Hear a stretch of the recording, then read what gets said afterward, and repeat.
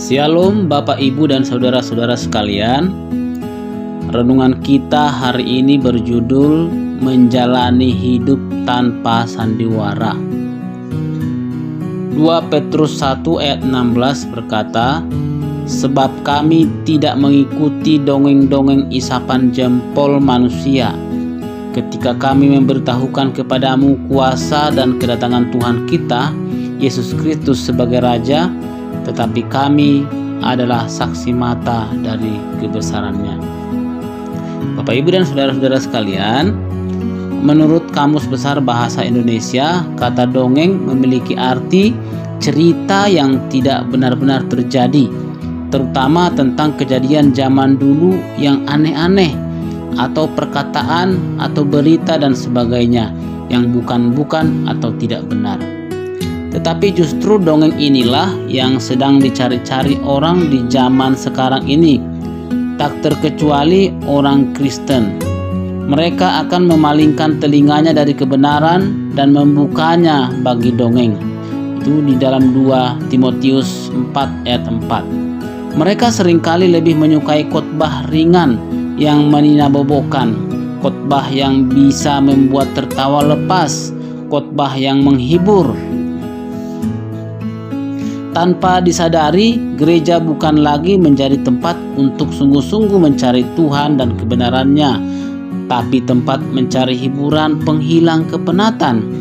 Akhirnya gereja pun dipenuhi dengan orang-orang yang menjalankan peran seperti tokoh-tokoh dalam dongeng, penuh kepura-puraan dan kepalsuan. Bapak Ibu dan saudara-saudara sekalian, para pelayan Tuhan pun saat menjalankan tugas pelayanannya berlaku seperti orang yang memerankan tokoh pada sandiwara dan sinetron, menjalankan karakter yang berbeda dari aslinya, berlaku seperti malaikat dengan tutur kata yang santun dan tampak rohani. Para pembicara pun menempuh jalur aman dengan berusaha menyampaikan materi-materi khotbah yang dapat diterima dan disenangi jemaat. Banyak orang tidak suka dengan firman Tuhan keras yang berisikan teguran dan pertobatan karena dianggap menghalangi untuk menikmati kesenangan dagingnya. Bapak Ibu dan saudara-saudara sekalian, ini adalah jebakan iblis.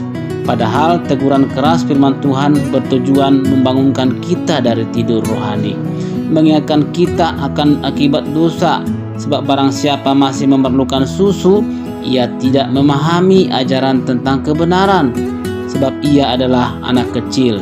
Tetapi makanan keras adalah untuk orang-orang dewasa yang karena mempunyai panca indera yang terlatih untuk membedakan yang baik daripada yang jahat. Dalam Ibrani 5 ayat 13-14. Bapak Ibu dan saudara-saudara sekalian, dunia ini sedang lenyap dengan segala keinginannya, tetapi orang yang melakukan kehendak Tuhan tetap hidup selama-lamanya. Tuhan memberkati kita sepanjang hari ini, kita menjadi orang yang berkemenangan. Tuhan Yesus memberkati.